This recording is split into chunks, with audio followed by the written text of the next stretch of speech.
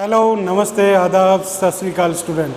This is As Muhammad Khan and I again welcome you with the important terms related to kingdom Animalia. So first you try to clear these terms.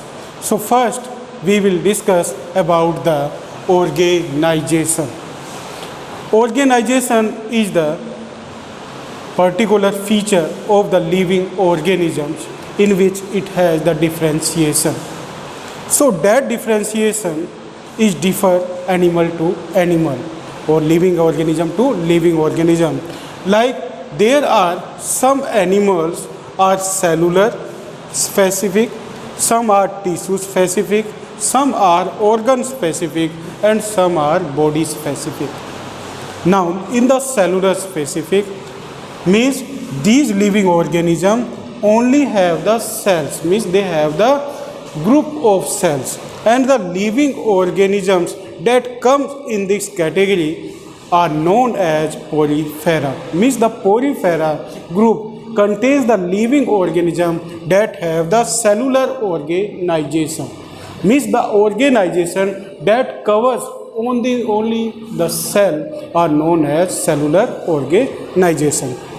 Next is tissue organization. The group of the cell that works a similar function and from which the tissues are developed. So these organization, this group of organization is tissue specific, means they have only the tissue in their particular structure and they are known as tissue specific. And in this the Coelenterata comes. Coelenterata comes in the category of tissue specific organization. So it is the most important question for you. Next is organ specific. Means first the cellular cell make the tissue and tissue make the organ. So there are some living organisms only they have the organ, and those organ specific organisms are known as platyhelminthes. Platyhelminthes are organ specific living organisms because they contain only the organs. Now we come on the body specific.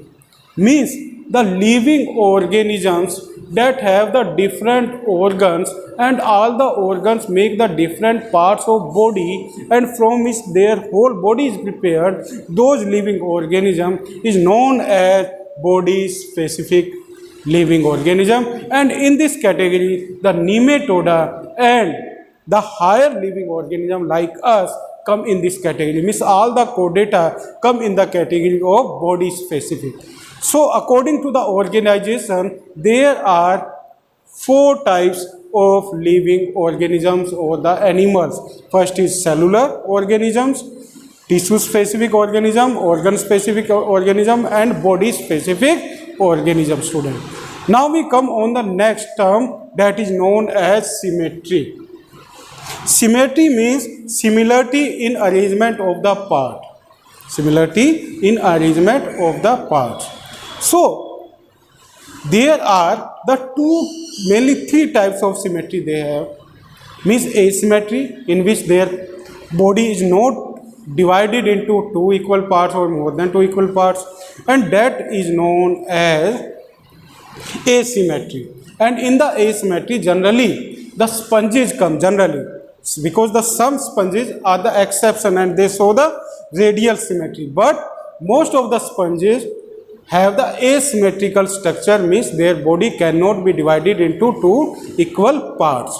Now we come on the next, bilateral symmetry. In this their organs or their parts or the limbs can be equally divided into 2 halves, and this type of symmetry is found in all the mammals, in the fishes, in the aves. This type of symmetry is found, in which their limbs can be divided into 2 equal parts.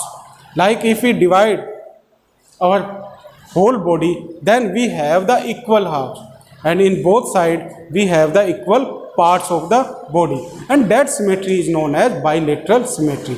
And our body is also bilateral in nature. Like this the fishes also have the bilateral symmetry like this. And if we divide the fish into the two equal parts, then it contains the two equal parts like this. And the symmetry that the fish will have is bilateral, because the fins are also the equally divided in this. Like this, the radial symmetry. Radial symmetry is generally found in the coelentrates or echinodermata, in which their body is divided into more than two equal parts, and that symmetry is known as radial symmetry.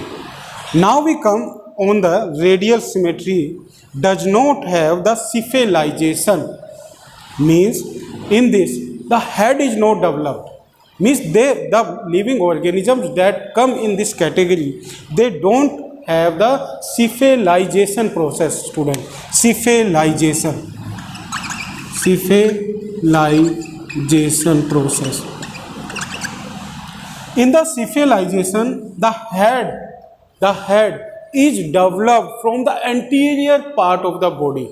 So in the radial symmetry, living organism, means the living organism that have the radial symmetry, they don't have the cephalization. This process is not found in them. But in this bilateral symmetry, they have the cephalization. This process is found in them, cephalization. So now you learn about the cephalization. What is the cephalization? It is the process in which the head is developed from the anterior part of the body. Now we come on the next. So now student, we come on the next term, that is germinal layer or germ layers.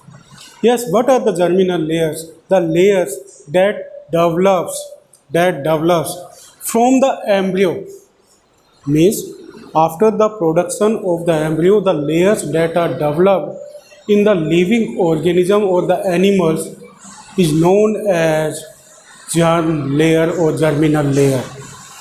And these layers are differ animals to animals, and all organs develops from these layers, means the organs that the living organisms have, those all organs develop from these layers, student. Now there are mainly two types of layer, diploblastic layer and triploblastic layer. If embryo is developed into two layers, then that layer is known as diploblastic. And diploblastic layer examples are porifera, living organism, porifera animals, and coelenterata animals. All the coelentratas and poriferas, they have diploblastic germinal layer. Now we come on triploblastic germinal layer. In this, there are the three layers are found after the embryo production, and in this the living organism that comes are platyhelminthes and chordata. Platyhelminthes and chordata, all the chordata comes in the category of triploblastic animals. Now we come on the next, coelom. What is the coelom, student? Coelom means the body cavity, or it is the mesodermal lined fluid that is found in between alimentary canal and body wall. Means the empty space that is found in between alimentary canal and the body wall, that particular part is known as coelom.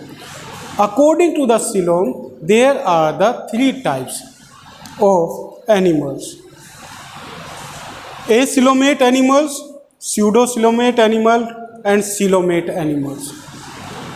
Acoelomate animals does not have coelom or the body cavity, and the example of this is poriferas, coelentratas, and platyhelminthes.